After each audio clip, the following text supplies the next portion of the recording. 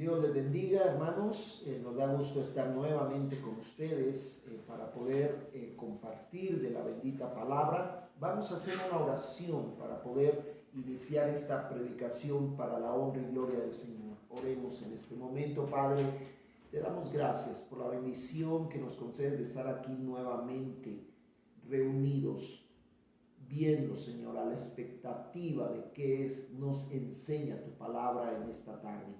Sé tú bendiciendo a cada persona, a cada alma, Padre, que está al pendiente, Señor, de esta transmisión, como aquellos que a través de la misma van a conocerte más como Señor y Salvador.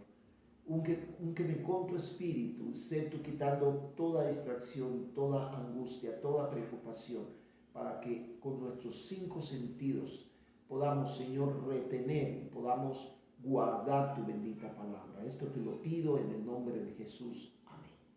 El tema que vamos a tratar en esta tarde, hermanos, es acerca de el poder de la resurrección.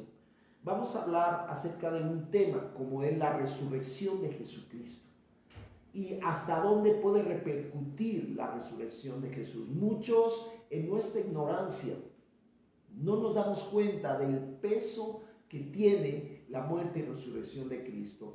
La idea es que, o el propósito a través de esta predicación, es que usted tenga ya una perspectiva muchísimo más clara acerca de hasta dónde puede repercutir la resurrección del Señor Jesucristo en nuestras vidas.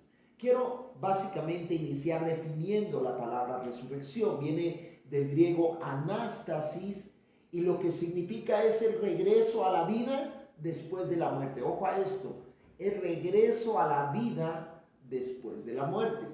Quiero básicamente, para que podamos comprender esto un poquito más, ir a la declaración que hizo el apóstol Pablo cuando se presentó ante un litigio de Félix, en el cual voy a leer, estoy en el capítulo Hechos capítulo 24, voy a leer los versículos 15 y 16. Dice de la siguiente manera: teniendo esperanza en Dios, la cual ellos también abrigan, de que ha de haber resurrección de los muertos, así de los justos como injustos. Y por esto procuro tener siempre una conciencia sin ofensa ante Dios y ante los hombres. Yo hago una pregunta: ¿entendemos la profundidad de estas palabras que expresa el apóstol Pablo? Es importante retomar la idea que expresa el apóstol en el verso 15. Claramente dice: teniendo esperanza en Dios, la cual ellos también abrigan, de que ha de haber ¿qué? Resurrección de los muertos, así de justos como injustos. Aquí viene la primera idea. Hablamos de que en fe creemos que va a haber resurrección, tanto de justos como injustos. Esto lo vamos a retomar más adelante. Pero aquí el apóstol Pablo está dando testimonio de su fe. ¿Cuál es el fundamento de la fe de Pablo? Según este contexto de Hechos 24, que va a haber resurrección de muertos. Que va a haber resurrección. Y mire cómo aclara la idea en el verso 16, donde él dice: y por esto procuro tener siempre una conciencia sin ofensa ante Dios y ante los hombres. ¿Qué motiva a Pablo cuidar su buen testimonio? Aquí lo expresa en este contexto. Lo que motiva a Pablo vivir sin ofensa y con una limpia conciencia ante Dios y los hombres es precisamente la esperanza de la resurrección de los muertos. Ahora, quiero que veamos cómo este versículo, este pasaje nos da el fundamento de nuestra fe. Y el fundamento de nuestra fe es obviamente la resurrección de los muertos. Quiero que vayamos a 1 Corintios capítulo 15, del 12 al 20, hermano. Mire lo que dice la palabra en 1 Corintios capítulo 15, tocando el tema de la resurrección. Voy a leer del verso 12 al 20. Mire lo que expresa el apóstol Pablo en 1 Corintios. Dice: Pero si se predica de Cristo que resucitó de los muertos, ¿cómo dicen algunos entre vosotros que no hay resurrección de muertos? O sea, aquí hago un paréntesis. Básicamente hay gente que en ese entonces no cree que hay resurrección de muertos. Y no ha de sorprendernos. Hoy en día, en pleno siglo XXI, en pleno 2020, hay gente que no cree en la resurrección. Pasó en la época de Jesucristo con los saduceos. Ellos no creían en la resurrección. Pero continúa el pasaje. Dice el verso 13. Porque si no hay resurrección de muertos, tampoco Cristo resucitó. Y si Cristo no resucitó, vana es entonces nuestra predicación, vana es también vuestra fe. Y somos hallados falsos testigos de Dios, porque hemos testificado de Dios que Él resucitó a Cristo, al cual no resucitó, si en verdad los muertos no resucitan. Porque si los muertos no resucitan, tampoco Cristo resucitó. Y si Cristo no resucitó, vuestra fe es vana. Aún estáis en vuestros pecados. Entonces, también los que durmieron en Cristo perecieron. Si en esta vida solamente esperamos en Cristo, somos los más dignos de conmiseración de todos los hombres. Mas ahora Cristo ha resucitado de los muertos. Primicias de los que durmieron es hecho. Ahora, aquí hay varias ideas, pero voy a tratar de ser lo más concreto posible con respecto a este pasaje. Habla acerca de dos posturas, los que creen en la resurrección de los muertos y los que no creen. Acabamos de leer en Hechos 24, donde el motivo de fe, el fundamento de la fe de Pablo, cuando lo expresó ante el tribunal donde estaba Félix, él afirmaba y decía que va a haber resurrección de muertos. Todos vamos a morir, eso es inminente. Pero después de la muerte va a haber una resurrección. Ahora, aquí expresa Pablo estableciendo un litigio entre estas dos posturas, los que creen en la resurrección de los muertos y los que no creen. Y él dice, suponiendo que los que no creen en la resurrección de los muertos tuviesen razón, entonces mi fe es vana y lo que estoy predicando es vano. Es lo que afirma Pablo aquí. Pero si se dan cuenta, él claramente afirma y dice, si Cristo no resucitó, vana es nuestra predicación y también es vana nuestra fe. No tendría razón de yo estar aquí delante de ustedes predicando esta palabra, no tendría razón de que ustedes escucharan esta palabra predicada. Pero él más adelante dice, si los muertos no resucitan, tampoco Cristo resucitó. Aquí vamos a hablar de un aspecto que lo catalogamos como causa-efecto. Si lo llamamos causa-efecto, aquí lo que dice es, si los muertos no resucitan, entonces Cristo no resucitó. Pero para que los muertos lleguen a resucitar, Cristo tuvo que haber resucitado primero, ¿entendemos eso? Y es lo que quiere decir entre líneas el apóstol Pablo. Pero continúa en la última parte, hermanos. Dice claramente, si en esta vida solamente esperamos en Cristo, somos los más dignos de conmiseración de todos los hombres. O sea, vamos a inspirar lástima. ¿Por qué? Porque estamos fundamentando nuestra fe nada más en lo terrenal. Y hermanos, déjenme mencionar algo que he mencionado anteriormente. Nosotros nos preocupamos como congregación, y lo digo yo como pastor, me preocupo por predicar el evangelio completo. Nosotros predicamos sobre la muerte de Cristo, sobre su sacrificio en la cruz, pero también predicamos sobre su resurrección. Si yo enfoco mi atención y la prioridad de mi doctrina es solamente la muerte de Cristo y omito la resurrección, entonces sería un evangelio incompleto. Pero somos muy cautelosos de compartir un evangelio completo. Entendámoslo concretamente hablando. El evangelio completo comprende tanto la muerte de Cristo como su resurrección. Hay falsas doctrinas donde nada más hablan de su muerte y no toman en cuenta su resurrección. Tenemos que tomarlo de alguna manera como un todo, tanto su muerte como su resurrección. Se requería de las dos cosas para la salvación y la redención de la humanidad. Ahora, entendemos algo aquí en el verso, porque nosotros no estamos en esta vida enfocados a lo que Cristo hizo por mí en la cruz. También estamos enfocados a lo que Él hará cuando venga por segunda vez y cuando su iglesia sea arrebatada. Entonces, la fe es la certeza de lo que se espera y la convicción de lo que no se ve. Y aquí estamos hablando de la resurrección de los muertos. Eso es fe. Yo voy a resucitar un día y básicamente Dios nos ha llamado a ser partícipes de esa resurrección. Pero aquí más adelante en el 20 dice, mas ahora Cristo ha resucitado de los muertos, primicias de los que durmieron es hecho. Primicias de los que durmieron es hecho. La palabra primicias me llama poderosamente la atención.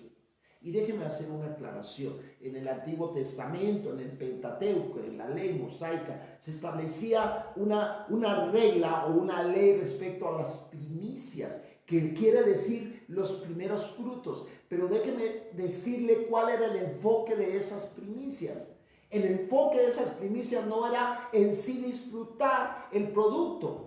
Lo que representaba la primicia o lo que simboliza la primicia en el Antiguo Testamento, ojo a esto, es la abundancia de ese fruto. ¿Lo podemos comprender? Voy a traducirlo a este contexto de 1 Corintios 15:20. Y repito el texto, miren lo que dice la palabra de Dios. Mas ahora Cristo ha resucitado de los muertos, primicias de los que durmieron es hecho. Él es la primicia de los que han muerto desde el Génesis hasta los que morirán en el Apocalipsis. Él es la primicia. ¿Por qué Él es la primicia? Porque déjeme decirle algo. Él tuvo la capacidad de resucitarse a sí mismo. Ahorita más adelante voy a retomar este punto para explicarlo más ampliamente. Pero entendamos algo importante en el versículo 20. Cristo es la primicia, porque es el primero en resucitar para jamás volver a morir. Si yo hablo de ejemplos de resurrecciones, que más adelante voy a retomar esto, volvieron a morir. Pero el primer ser humano, porque fue Dios hecho hombre, el primer ser humano que resucitó para jamás morir fue Cristo. ¿Y por qué es primicia? Y sigue siendo primicia en esta fecha, en este día de 2020. Sigue siendo primicia porque hasta ahorita nadie más aparte de Cristo ha resucitado para jamás morir. Pero en nosotros, como salvos y creyentes, está esa referencia de que Cristo es la primicia. Y es la primicia porque a partir de Él, cuando se cumpla y se manifieste la resurrección, habrán muchísimos, me atrevo a decir, millones de seres humanos, de personas que resucitarán para jamás morir. Por eso en este contexto estoy explicando el término primicia.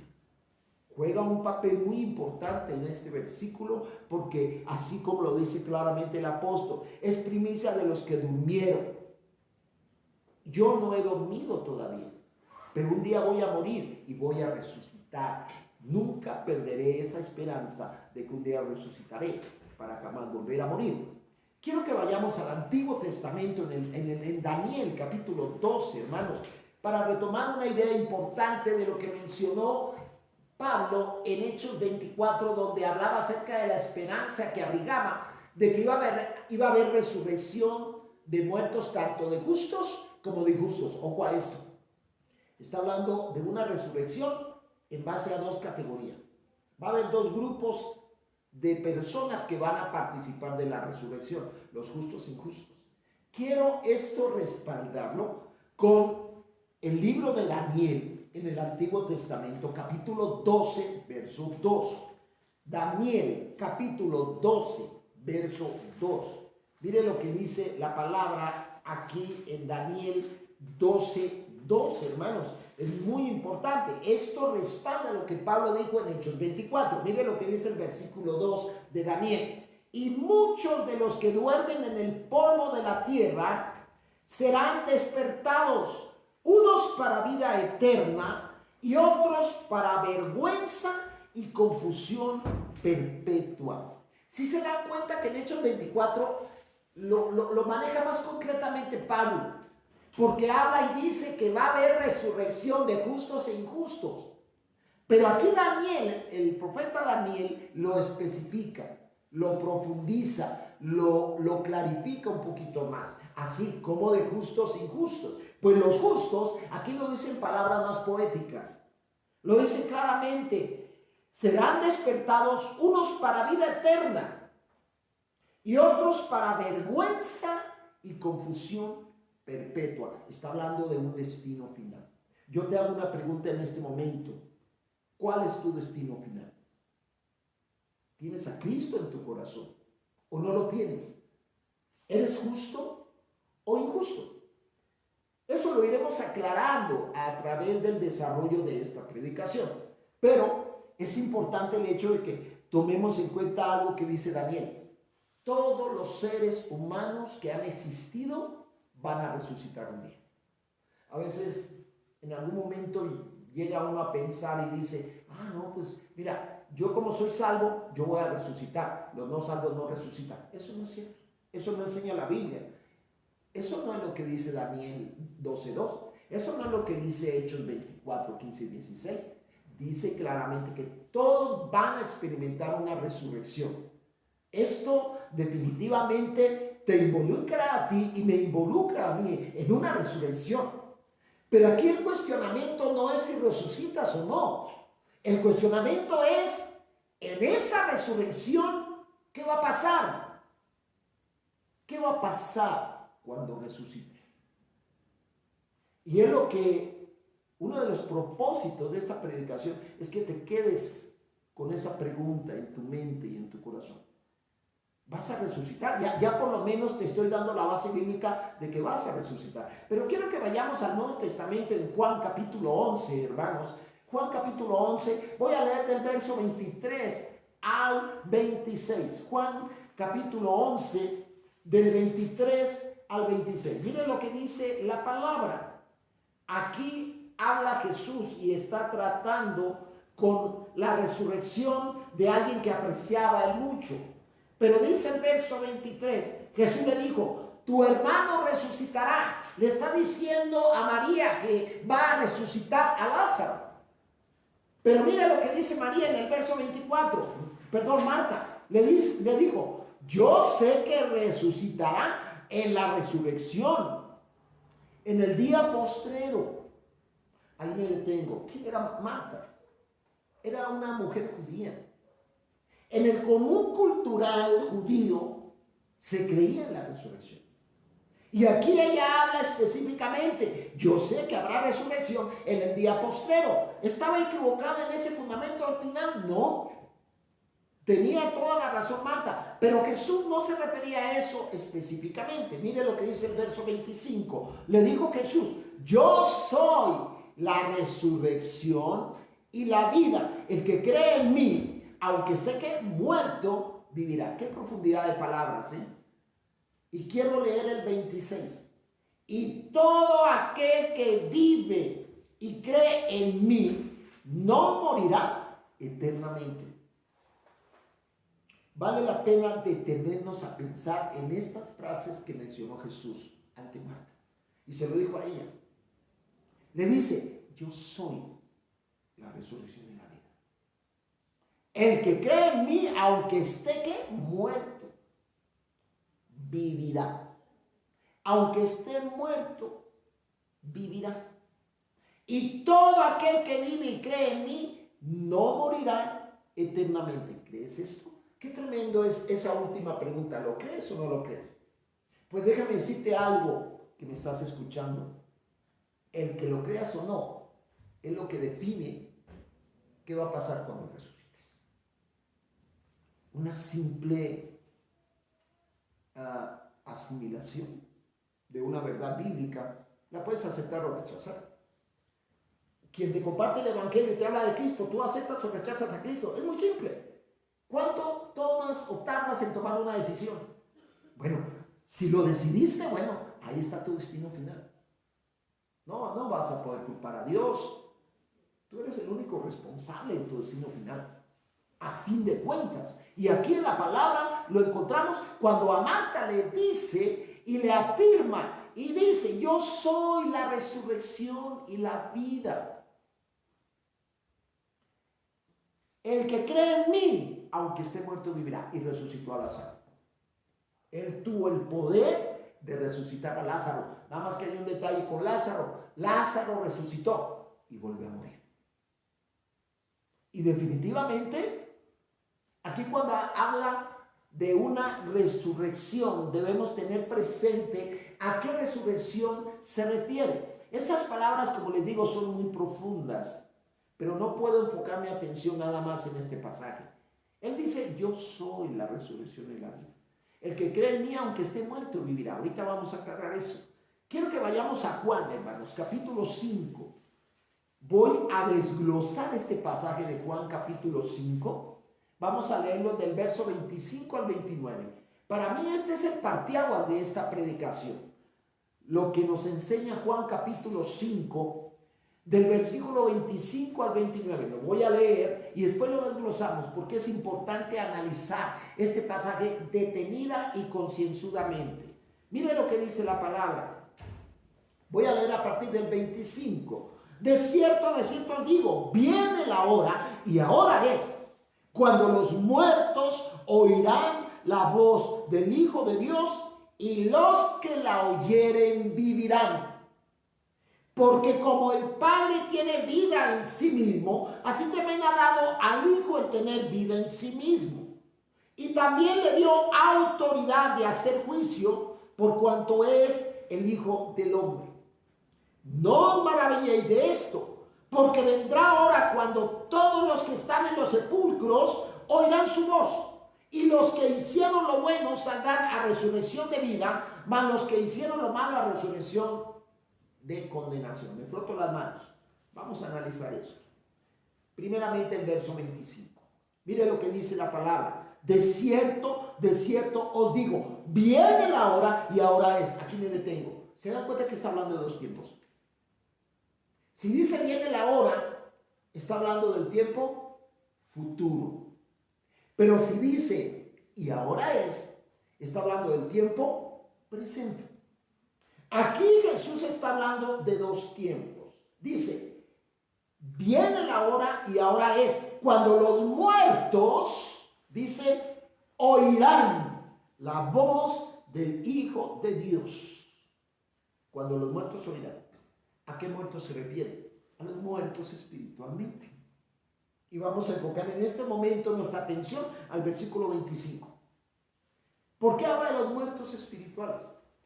Todo ser humano que nace en esta tierra, desde que Dios hizo el cielo y la tierra, nacen o nacemos muertos espiritualmente.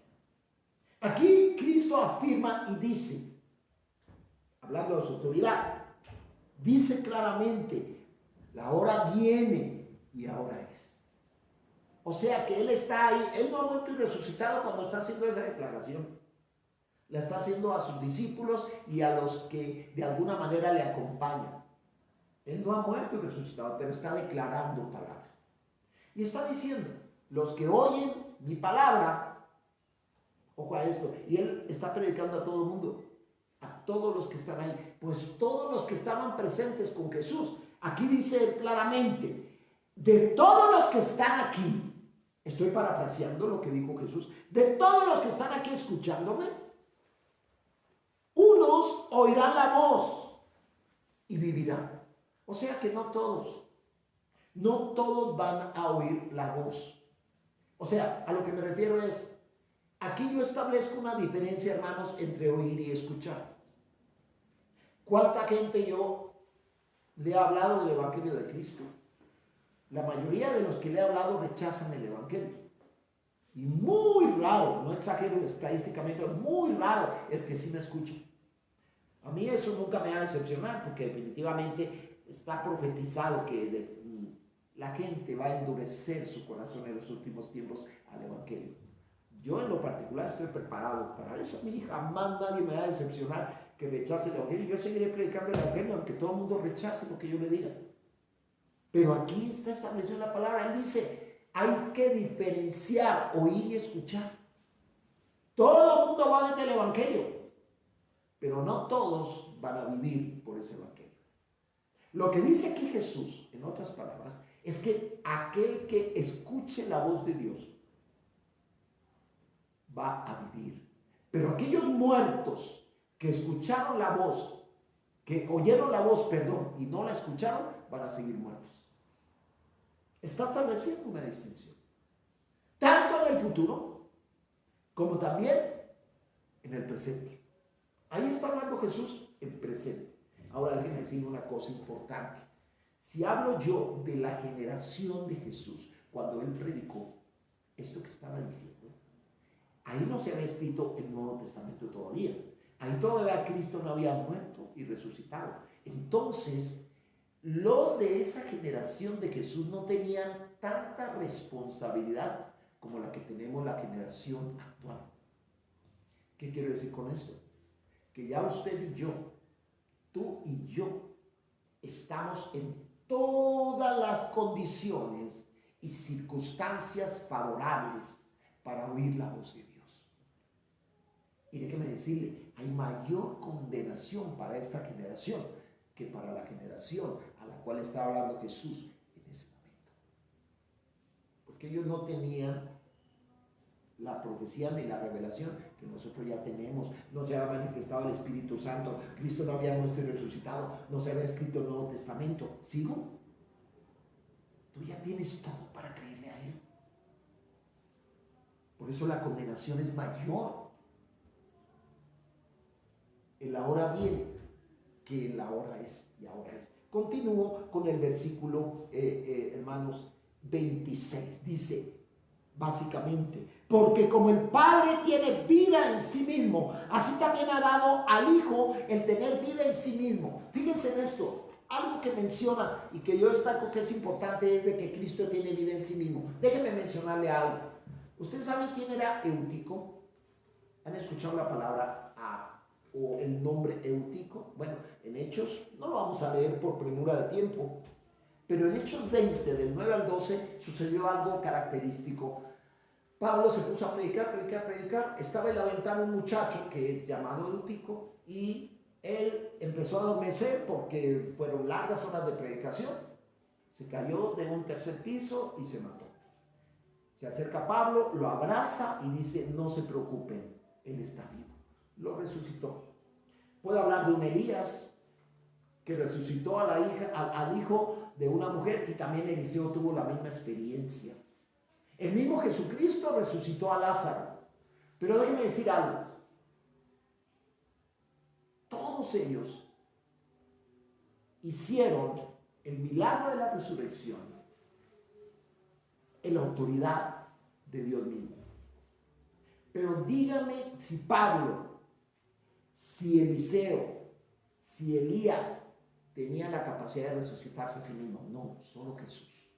Entendamos esta perspectiva, hermanos. Solo Jesús tenía el poder de resucitarse a sí mismo. Cuando a Marta le dice, yo soy la resurrección y la vida, claramente se refería a eso. Él tiene el poder de la resurrección. Ahora, hoy en día ha habido casos aislados de resurrección. Yo recuerdo hace muchos años, ha habido gente que ha resucitado, que alguien ora, impone manos.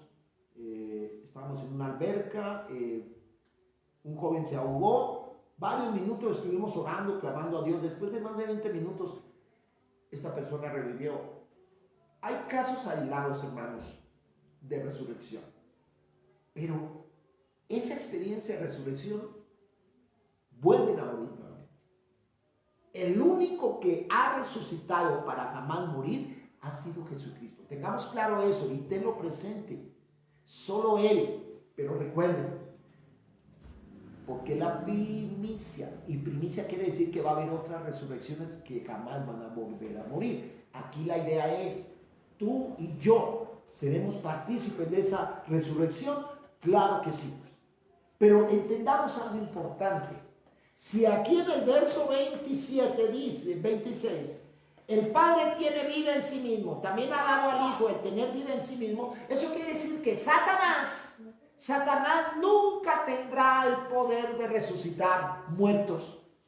Jamás. Y usted nunca va a encontrar una base bíblica donde Satanás haya resucitado muertos. Él no tiene ese poder. Es más, me atrevo a decir algo. Voy a dar una referencia escatológica al respecto. Por ejemplo, hablando del anticristo, indagué un poquito la escatología y definitivamente el anticristo va a venir, el anticristo va a estar en la gran tribulación, pero créanme lo que va a haber un atentado.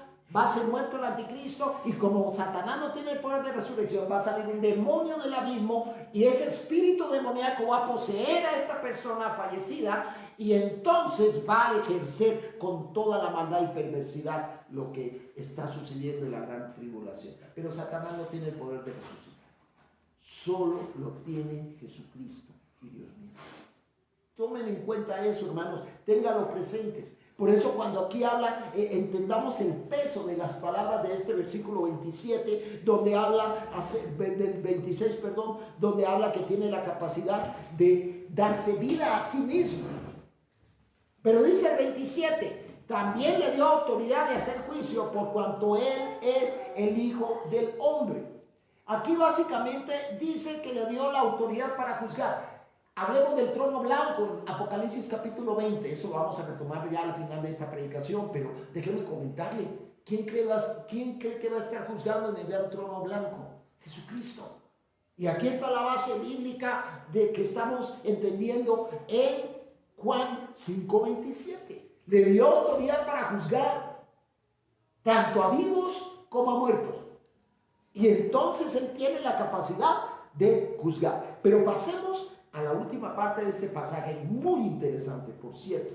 Aquí vamos a entender otra perspectiva diferente a la que entendíamos en el 25. Recapitulemos un poco. El 25, claramente Jesús les afirmó y les decía, de cierto os digo, la hora viene y ahora es. Cuando, dice claramente, cuando los muertos oirán la voz del Mesías y los que la oigan vivirán, pero va a haber gente que no va a oír esa voz. Si se dan cuenta, aquí habla de muertos ¿qué? Espirituales. Por ende, el versículo 25 está hablando de resurrección espiritual. Pero estos versículos 28 y 29 habla de una resurrección física. Por eso es importante comprender este pasaje. Mire lo que enseña la palabra. Voy a leer los versículos 28 y 29 detenidamente. Dice, no os maravilléis de esto, porque vendrá hora cuando todos los que están en los sepulcros oirán su voz. ¿Se dan cuenta? Es como si repitiera la misma idea, pero con una perspectiva totalmente diferente. En el 25 dice, todos los muertos oirán. Aquí dice, no os maravilléis porque vendrá hora, habla de futuro, ojo a esto, vendrá hora cuando todos los que están en los sepulcros oirán su voz. Eso no ha sucedido todavía. Aquí habla de la resurrección física. En el 25 habla de la resurrección espiritual. Ahora, dice el 29, y los que hicieron lo bueno saldrán a resurrección de vida, más los que hicieron lo malo a resurrección de condenación. Aquí está la doctrina bíblica de resurrección. Y voy a concluir la predicación hablando de esas dos resurrecciones. Pero desde aquí, como punto de referencia, lo menciona el mismo Jesús. Y habla acerca de resurrección de vida y resurrección para condenación. Quiero dar una referencia en Apocalipsis capítulo 20, haciendo alusión a esto, hermanos. Apocalipsis capítulo 20, voy a leer rápidamente lo que es el verso 4 al 6. Mire lo que dice la palabra, solo como referencia. Dice, y vi tronos y se sentaron sobre ellos los que recibieron facultad de juzgar, y vi las almas de los decapitados por causa del testimonio de Jesús y por la palabra de Dios, los que no habían adorado a la bestia ni su imagen y que no recibieron la marca en sus frentes ni en sus manos, y vivieron y reinaron con Cristo 1000 años. Pero los otros muertos no volvieron a vivir hasta que se cumplieron 1000 años. Esta es la primera resurrección. Bienaventurado el santo el que tiene parte en la primera resurrección. La segunda muerte no tiene potestad sobre estos, sino que serán sacerdotes de Dios y de Cristo y reinarán con él 1000 años. ¿Qué encontramos aquí, hermanos? Aquí habla básicamente acerca de dos resurrecciones. ¿Físicas? Sí, definitivamente. Y lo dice claramente Jesús en Juan 5:29. Unos van a resucitar para vida, pero otros para condenación. Dígame una cosa, hago una pregunta muy simple. ¿Van a resucitar al mismo tiempo? No. Acabamos de leer Apocalipsis 20. ¿Y qué es lo que dice? Voy a volver a leer el verso 4. Dense cuenta de qué tiempo van a resucitar. Y vi tronos, se sentaron los que recibieron facultad de juzgar. Vi las almas de los decapitados por causa del testimonio de Jesús y la palabra de Dios, los que no habían adorado a la bestia ni a su imagen y no recibieron la marca en sus frentes y manos y vivieron y reinaron con Cristo, ¿qué? 1000 años. ¿Se dan cuenta? Y dice el siguiente versículo, pero los otros muertos no volvieron a vivir. ¿Se dan cuenta? ¿Hasta cuándo dice? Hasta que se cumplieron 1000 años. Entonces, lo que está explicando Jesús en el simple versículo tan escondido que encontramos aquí en Juan capítulo 5, 29, lo que está diciendo es que va a haber dos resurrecciones físicas. La de los justos va a ser primero, y a los 1000 años va a ser la de los injustos. Se ve simple, pero nos damos cuenta, hermanos, de que estamos hablando de un periodo de tiempo. La Biblia habla del milenio. Apocalipsis 20 habla del milenio. Pues hay una diferencia de tiempo. Hay una diferencia entre la resurrección de los justos y la resurrección de los injustos. Los justos resucitan primero y a los 1000 años van a resucitar los injustos, pero ojo, para condenación eterna. Es terrible lo que le espera a aquellos que resucitan básicamente después del milenio. Por eso vuelvo a la pregunta, ¿tú vas a resucitar? Eso no hay vuelta de hoja, eso es inminente, pero la pregunta es, ¿vas a resucitar en el arrebatamiento o vas a resucitar después del milenio? Hay una diferencia enorme, hay una diferencia enorme de tiempo, hay una diferencia enorme de circunstancia, hay una diferencia enorme de destino final y hay una diferencia enorme de consecuencias. Es para que nos detengamos a recapacitar y reaccionemos a esta palabra que está siendo predicada, hermano, hermana, tenlo muy presente, por favor. Mire lo que dice 2 de Tesalonicenses, haciendo alusión a la resurrección física que menciona Jesucristo en Juan 5:29. En 2 de Tesalonicenses dice lo siguiente la palabra, en el capítulo 1, 2 de Tesalonicenses 1, del 7 al 9. Mire lo que dice la palabra. Y a vosotros que sois atribulados, daros reposo con nosotros cuando se manifieste el Señor Jesús desde el cielo, con sus ángeles de su poder, en llama de fuego, para dar retribución a los que no conocieron a Dios, ni obedecen el evangelio de nuestro Señor Jesucristo, los cuales sufrirán pena de eterna perdición, excluidos de la presencia del Señor y de la gloria de su poder. Lo leí muy rápido, ¿verdad? Voy a leerlo más despacio, para que te des cuenta que aquí se refiere a los que resucitan después del milenio. Y tú puedes estar en ese grupo. Lo vuelvo a leer para que seas consciente de lo que te espera. Mire lo que dice el 7. Y a ustedes que sois atribulados, daros reposo con nosotros cuando se manifieste el Señor Jesús desde el cielo con los ángeles de su poder, en llama de fuego, para dar retribución a los que no conocieron a Dios. Subrayo esa palabra en el versículo 8, a los que no conocen a Dios, ni obedecen al evangelio de Jesucristo. Y dice el 9, los cuales sufrirán pena de eterna perdición, excluidos de la presencia del Señor y de la gloria de su poder. ¿Se ha puesto a pensar qué significa la palabra muerte bíblicamente? Dentro del contexto bíblico, muerte quiere decir separación. Si lo vemos desde el aspecto físico, es separación del alma y cuerpo. ¿Por qué separación? Porque el alma no muere. Mateo 10:28 lo dice claramente. Pero ojo, si hablamos de una muerte espiritual, la muerte es separación eterna del Dios Todopoderoso. Mucha gente conozco que vive sin Dios y sin esperanza. Es terrible la vida de un hombre o de una persona que viva sin Dios y sin esperanza, inmersa en sus pecados y delitos, inmersa en sus delitos y pecados. Y no se detiene a reflexionar. Déjenme afirmar algo. Bíblicamente, solo va a haber una resurrección, con algunas excepciones. Por ejemplo, Lázaro.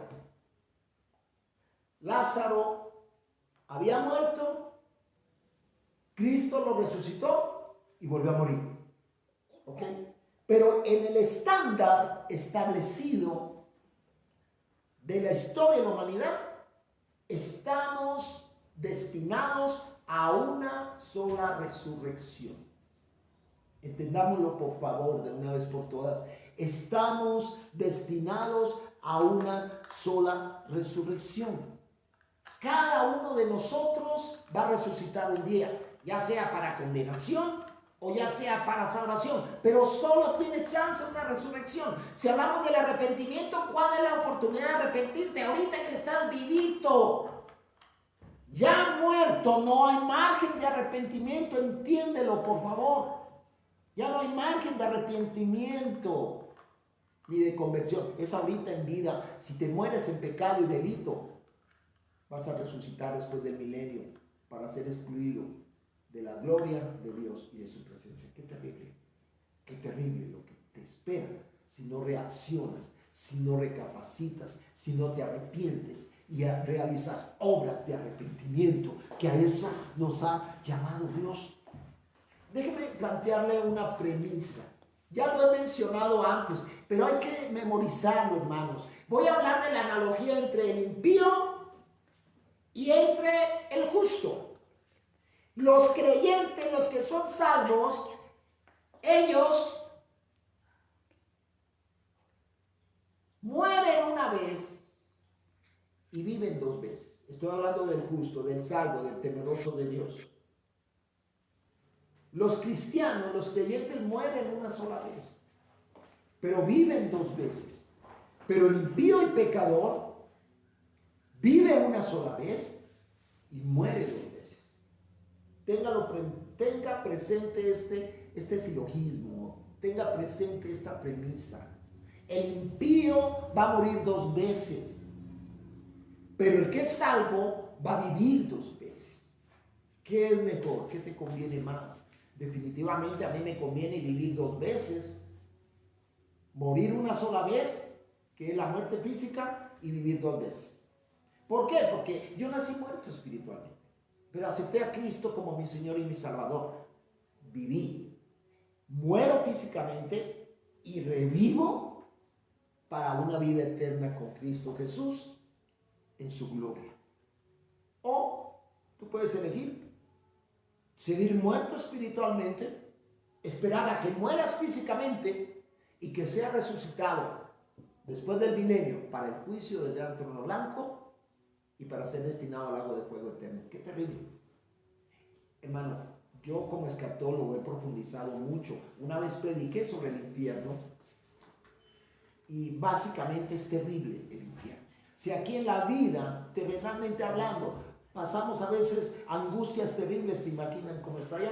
Si no, lea Lucas 16, que nos da referencia al respecto. Entendamos algo importante. El pecado es el verdugo de tu condenación. ¿Comprende lo que te estoy diciendo? El pecado es el verdugo de tu condenación. No puedes culpar a Dios porque en un momento dado tú estás en un edificio y te lanzas al vacío, ¿verdad? Decir, a ver si Dios de alguna manera hace un milagrito por ahí. El milagro es que sobrevivas de esa caída.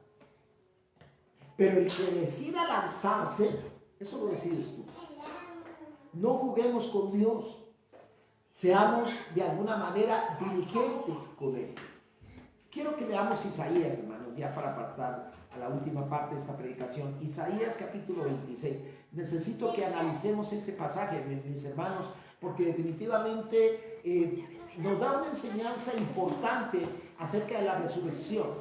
A veces pensamos que en el Antiguo Testamento no se hablaba de resurrección y definitivamente no queda claro, no quedaba claro para los judíos del Antiguo Testamento, pero definitivamente los profetas recibieron revelación de parte de Dios. Mire lo que dice, estamos en el capítulo 26 de Isaías. Voy a leer del verso 19 al 21. Mire lo que dice la palabra, hermanos. Tus muertos vivirán. Estoy en el verso 19 de Isaías 26. Tus muertos vivirán, sus cadáveres resucitarán. Despertad y cantad, moradores del polvo, porque tu rocío es cual rocío de hortalizas, y la tierra dará sus muertos. Anda, pueblo mío, entra en tus aposentos, cierra tras ti tus puertas, escóndete un poquito por un momento, en tanto que pasa la indignación. Porque he aquí que Jehová sale de su lugar para castigar al morador de la tierra por su maldad contra él, y la tierra descubrirá la sangre derramada sobre ella, y no encubrirá ya más a sus muertos. Aquí habla de resurrección, pero déjeme destacar algo importante. Hay una palabra en el verso 20. Dice: anda pues, pueblo mío, entra en tus aposentos, cierra tras ti tus puertas, escóndete un poquito por un momento, en tanto que pasa la ¿qué? La indignación. Y cuando habla de indignación, ¿a qué se refiere, hermanos? ¿Qué es la indignación? Porque definitivamente la indignación, hermanos, viene de aganatisu, que quiere decir irritación y enfado contra una persona y sus acciones. ¿Quién cree que está indignado? Dios mismo. Es más, me atrevo a decir, hoy, en este preciso momento, Dios se enoja con la humanidad. Dense cuenta cómo está la humanidad. Está hecha, vuelta un caos. Estamos viviendo una pandemia terrible, propiciada por XY. Pero hermanos, ¿ustedes creen que Dios no va a hacer nada algún día? Que Dios va a ser tan tolerante. Pasó en Sodoma y Gomorra, pasó con Noé. ¿Cómo no va a pasar en los últimos tiempos? Porque estamos llevando a la humanidad a ese extremo. Pero hay indignación de parte de Dios. Pero déjeme decirle, hermano, déjeme aclarar algo importante, ya que estoy leyendo Isaías 26. ¿A qué se refiere específicamente al pueblo de Israel? No a la iglesia. Porque recordemos que en el Antiguo Testamento la iglesia era un misterio para los profetas, era un misterio para el pueblo judío. Hasta el Nuevo Testamento es que fue revelado al apóstol Pablo, el misterio de la iglesia. Pero aquí obviamente en Isaías 26 se refiere a Israel. Pero ¿en qué momento habla de esto? En la gran tribulación. No dice aquí, menciona, donde habla acerca de tus muertos vivirán y sus cadáveres. Esto lo tenemos que forzosamente relacionar o establecer un paralelismo con la iglesia, aunque aquí en Isaías no se refiere a la iglesia, pero ha sido la experiencia y va a ser la experiencia de la iglesia en el Nuevo Testamento. La iglesia va a ser arrebatada antes de la tribulación. El pueblo judío, por su incredulidad y haber rechazado a Jesús, se queda y va a pasar la tribulación. Pero déjenme decirle una cosa: aunque va a estar en la gran tribulación, los convertidos judíos van a ser protegidos por Dios. Y es lo que enseña este pasaje de Isaías 26. Por eso menciona claramente: despierten, canten, moradores del polvo. Anda, pueblo mío, entra en tus aposentos, cierra tras ti tus puertas. ¿Recuerdan? Si lo relacionamos con la iglesia, en Juan capítulo 14, del 1 al 3, claramente Jesús le dijo a la iglesia: es necesario que yo me vaya y iré a preparar morada a ustedes. Si no fuera cierto, no lo hubiera dicho. Pero aquí hace referencia. Y si nos damos cuenta, hermanos, habla de los aposentos. ¿Dónde va a estar la iglesia en la gran tribulación? En el reino de los cielos. Ahí vamos a estar nosotros, en el reino de los cielos. No vamos a estar aquí en la tierra, pero el pueblo judío sí va a estar aquí en la tierra. Y aquí necesariamente, cuando habla esta palabra y este pasaje, se refiere al pueblo judío. Si tú relacionas Isaías 26 del 19 al 21, con Primera de Tesalonicenses 4, ¿verdad? Donde habla acerca de que con voz de trompeta, con voz de arcángel, seremos arrebatados y estaremos en la presencia del Señor. A eso nos llama Dios, y definitivamente Dios ofrece vida eterna. Por eso hacemos esta comparación, hermanos. Y es necesario, hermanos, que tomemos conciencia de que la resurrección de los muertos es algo inevitable. Tú vas a resucitar un día. Lo que quiero dejar establecido es qué va a pasar con tu resurrección. Ya sabes que va a haber una distancia de 1000 años entre la primera y segunda resurrección, que con eso quiero concluir. Aquí habla acerca de que va a haber dos resurrecciones. Va a haber la resurrección de los justos, que va a ser primero, y a los 1000 años de los injustos. Voy a la base bíblica de esto. La resurrección para vida, en Lucas 14, del 12 al 14, hermano. Mire lo que dice. Lucas capítulo 14, del 12 al 14. Mire lo que dice la palabra. Dijo también los que había convidado: cuando hagas comida o cena, no llames a tus amigos, ni hermanos, ni parientes, ni vecinos ricos, no sea que ellos a su vez te vuelvan a convidar y sea recompensado. Mas cuando hagas banquete, llama a los pobres, mancos, cojos, ciegos, y serás bienaventurado, porque ellos no te pueden recompensar, pero te será recompensado en la resurrección de los si se dan cuenta. Subrayo la última palabra del verso 14. Serás recompensado. Entonces, no solo va a haber un distanciamiento de 1000 años, sino que la naturaleza de la resurrección es totalmente opuesta. Los justos que van a resucitar, ¿verdad? Cuando Cristo venga por su iglesia, ellos van a estar en el tribunal de Cristo recibiendo una premiación, un reconocimiento. Mientras que los que resucitan en el gran trono blanco, altos, grandes, chicos, ricos, pobres, etcétera, que rechazaron el evangelio, ellos van a recibir una sentencia definitiva. Una sentencia definitiva. Por eso, hermanos, tomemos en cuenta eso.